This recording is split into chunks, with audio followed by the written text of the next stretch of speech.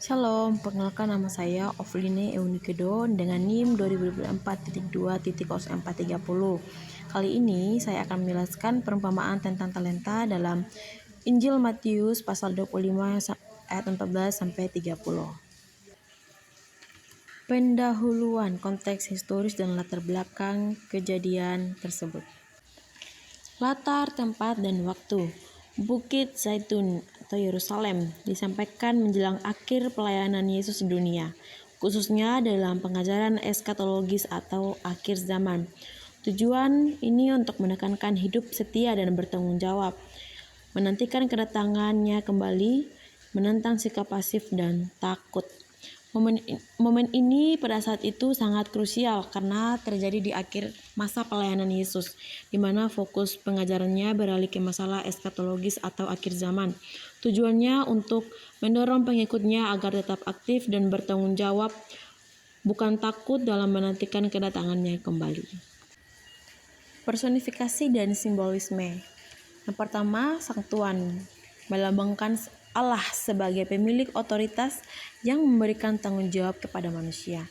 Yesus dan murid, yaitu Mesias yang menyatakan kerajaan Allah melalui pengajaran, perumpamaan yang mudah dipahami. Para hamba menggambarkan orang percaya yang menerima kepercayaan dan tugas dari Tuhan di dunia. Allah sebagai pemilik otoritas absolut yang mempercayakan hartanya. Yesus dan murid menunjukkan peran sebagai Mesias yang membawa pesan kerajaan Allah. Dan orang percaya yang telah diberikan kepercayaan dan tugas tertentu di dunia itu adalah kita sebagai umat percaya. Ringkasan kisah. Seorang tua mempercayakan hartanya kepada 3 hamba. 5 talenta, 2 talenta, dan 1 talenta. Hamba 1 dan 2 bekerja keras dan menghasilkan keuntungan ganda.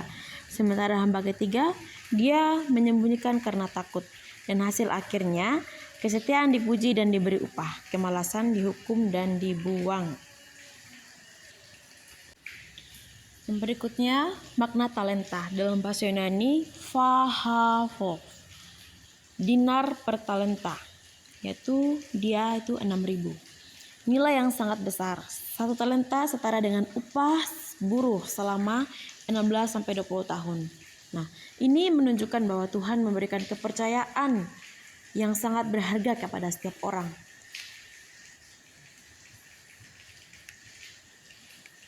Talenta bukanlah jumlah yang kecil. 1 talenta setara dengan 6.000 dinar atau setara dengan upah buruh. Ini setiap pemberian dari Tuhan, baik itu kemampuan, waktu maupun kesempatan, memiliki nilai yang sangat besar dan berharga. Talenta ini mencakup pemberian Tuhan, dan kita harus mempergunakan talenta ini sebaik mungkin. Dan kita mempertanggungjawabkan hal ini di dunia sebagai apa yang telah Tuhan perintahkan kepada kita. Analisis bahasa Yunani. Istilah Yunani kouao atau doulos, maknanya adalah hamba atau budak. Manusia adalah milik Tuhan sepenuhnya. Kedua, totos, pistos, setia atau dapat dipercaya. Yang dicari Tuhan adalah integritas. Okneros, malas atau lemban, sikap mengabaikan tanggung jawab. Pobeomai, takut atau gentar, menghambat utama dalam melayani itu. Berikutnya adalah pokok utama pengajaran. Keadilan Tuhan. Tuhan memberi sesuatu kesanggupan. Standar penilaian, Tuhan menilai kesetiaan bukan sekedar jumlah hasil. Resiko kemalasan, Tuhan takut dianggap sebagai kelalaian yang fatal. Pokok utama atau integratis Alkitab ini. Integrasi ayat Alkitab. Roma 14:12, setiap orang akan memberi pertanggungjawabnya pribadinya kepada Allah. Yang kedua, 1 Korintus 4 ayat 2, yang dituntut dari pengurus-pengurus adalah kesetiaan.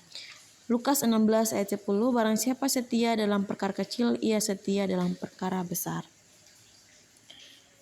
Ini menunjukkan bahwa ajaran Yesus tentang talenta bukanlah konsep yang berdiri sendiri, melainkan sejalan dengan 3 prinsip utama dalam hidup orang percaya.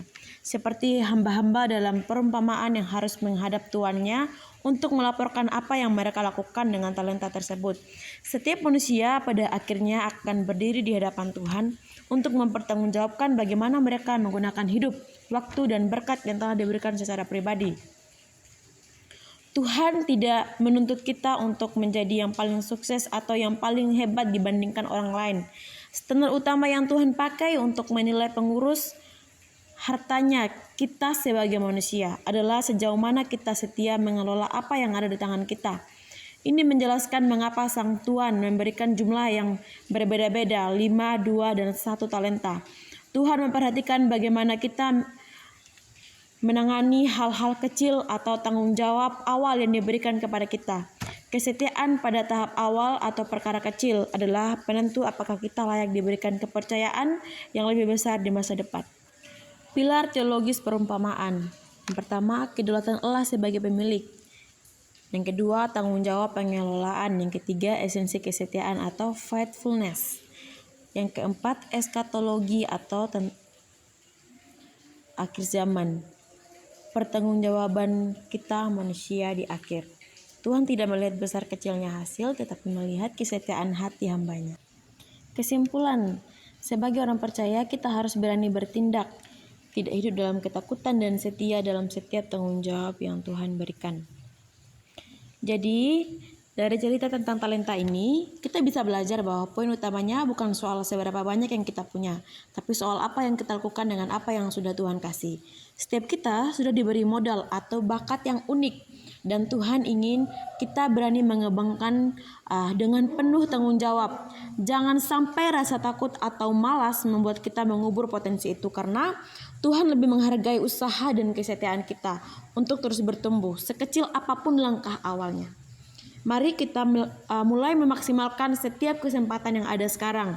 Nantinya sehingga nanti kita bisa jadi pribadi yang bisa dipercaya untuk hal-hal yang jauh lebih besar lagi. Terima kasih sudah menyimak video ini sampai selesai. Semoga pesan hari ini bisa memotivasi kita untuk terus berkarya. Sampai jumpa dan Tuhan Yesus memberkati.